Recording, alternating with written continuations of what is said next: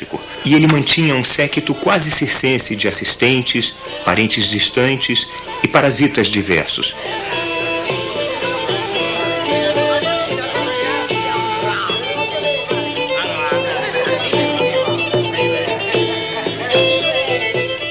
Kepler não gostava das festanças intermináveis. Ele estava impaciente para ver os dados de Tycho, mas Tycho dava a ele apenas algumas partes por vez. Tycho, disse ele, não me deu oportunidade de compartilhar de seus estudos. Ele, apenas no curso de uma refeição e entre outros assuntos, mencionava, assim de passagem, hoje a figura do apogeu de um planeta, amanhã os nodos de outro. Kepler não compatibilizava com tais jogos, e o clima geral de intriga ofendeu seu senso de decência.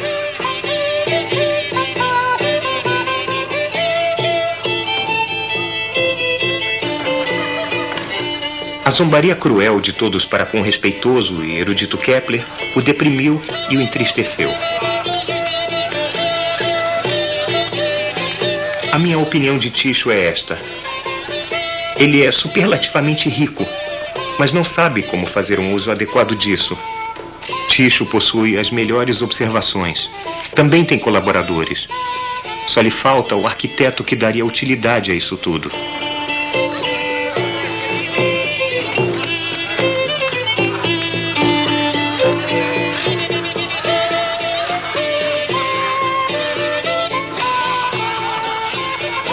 Tycho foi incapaz de transformar as suas observações em uma teoria do sistema solar coerente.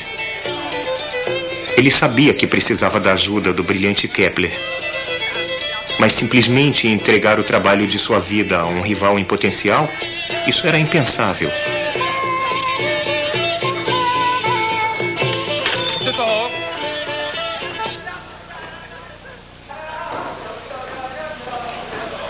Tycho era o maior gênio observador da época e Kepler o maior teórico. Cada um sozinho não conseguiria atingir a síntese que os dois sentiam ser agora possível.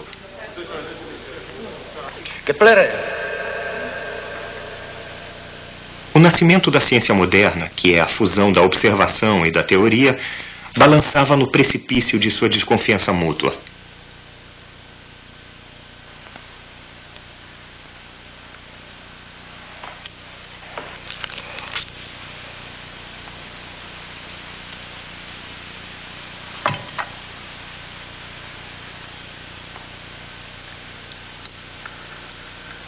Os dois brigavam repetidamente e reconciliavam-se, até que alguns meses depois, Tycho morreu por sua habitual superindulgência com a comida e com o vinho.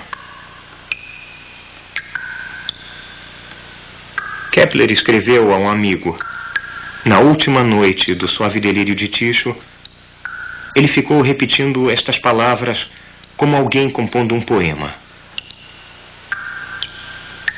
Não deixem parecer que eu vivi em vão. Não deixem parecer que eu vivi em vão.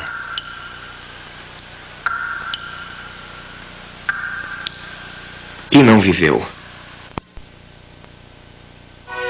Finalmente, depois da morte de Tycho, Kepler deu um jeito de extrair de sua relutante e enlutada família as observações do aparente movimento de Marte através das constelações obtidas em um período de muitos anos.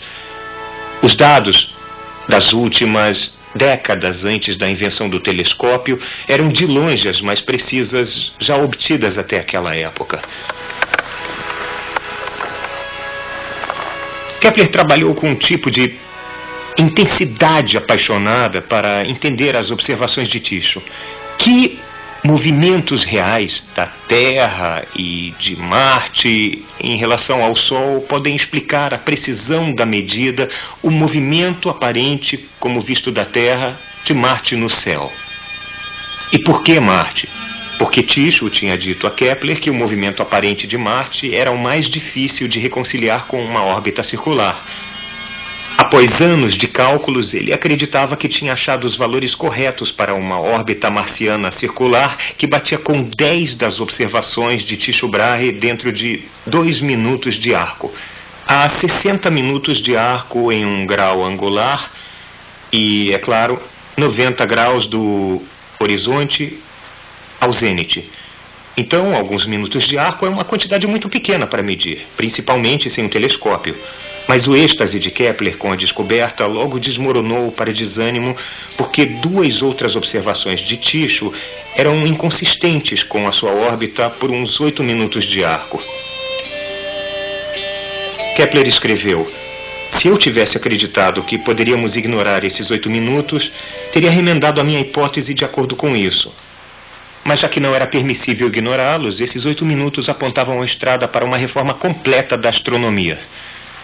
A diferença entre uma órbita circular e uma órbita verdadeira de Marte poderia ser distinguida só por medidas precisas e por uma corajosa aceitação dos fatos.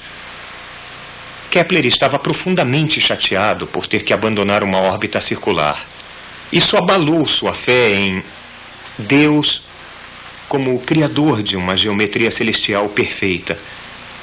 Tendo limpado a estabilidade da astronomia de círculos e espirais, disse ele ficou com apenas uma simples carruagem de esterco. Ele tentou várias curvas ovais mal calculadas, cometeu alguns erros aritméticos que o fizeram de fato rejeitar a resposta correta, e meses depois, em certo desespero, tentou a fórmula pela primeira vez para uma elipse. A elipse batia lindamente com as observações de Tycho. Em tal órbita, o Sol não está no centro, mas sim descentrado. Está em um foco da elipse. Quando um dado planeta está no ponto mais distante em sua órbita do Sol, ele se move mais devagar. Ao se aproximar do ponto próximo, ele acelera. É por tal movimento que nós descrevemos os planetas como sempre caindo em direção ao Sol, mas nunca o atingindo. A primeira lei de Kepler do movimento planetário é simples assim. Um planeta se move em elipse com o Sol em um foco. Enquanto o planeta se move ao longo de sua órbita, ele cobre, em um dado período de tempo, uma área imaginária em forma de cunha. Quando o planeta está longe do Sol, a área é comprida e fina. Quando o planeta está próximo do Sol, a área é curta e atarracada. Embora as formas dessas cunhas fossem diferentes, Kepler descobriu que suas áreas são exatamente as mesmas. Isto permitiu uma descrição matemática precisa de como um planeta muda sua velocidade em relação à sua distância do Sol. Agora, pela primeira vez, os astrônomos podiam predizer exatamente onde um planeta estaria de acordo com uma lei simples e invariável. A segunda lei de Kepler é esta: um planeta cobre áreas iguais em tempos iguais. As 2 primeiras leis do movimento planetário podem ser um tanto remotas e abstratas, mas tudo bem, os planetas se movem em elipses e cobrem áreas iguais em tempos iguais, mas e daí? Não é fácil compreender o movimento circular. Nós temos uma tendência a rejeitar isso, a dizer que é puro trabalho matemático mal feito, ou uma coisa removida da vida diária. Mas é a essas leis que o nosso próprio planeta obedece, enquanto nós, colados pela gravidade à superfície da Terra, nos lançamos ao espaço. Nós nos movemos de acordo com as leis da natureza, que Kepler tinha descoberto. Quando mandamos espaçonaves aos planetas, quando observamos estrelas duplas, quando examinamos o movimento de galáxias distantes, nós descobrimos que em todo o universo as leis de Kepler são obedecidas. Muitos anos depois, Kepler apresentou a sua terceira e última lei do movimento planetário. Uma lei que relaciona o movimento dos vários planetas a cada um e que põe corretamente em ordem o mecanismo do sistema solar. Ele descobriu um relacionamento matemático simples entre o tamanho da órbita de um planeta e a velocidade média na qual ele viaja em torno do Sol. Isto confirmou a sua antiga crença de que deve haver uma força no Sol que move os planetas. Uma força mais forte para os planetas internos, mais rápidos, e mais fraca para os outros planetas externos, mais lentos. Isaac Newton mais tarde identificou essa força como gravidade, respondendo finalmente à pergunta fundamental: o que faz os planetas se deslocarem? A terceira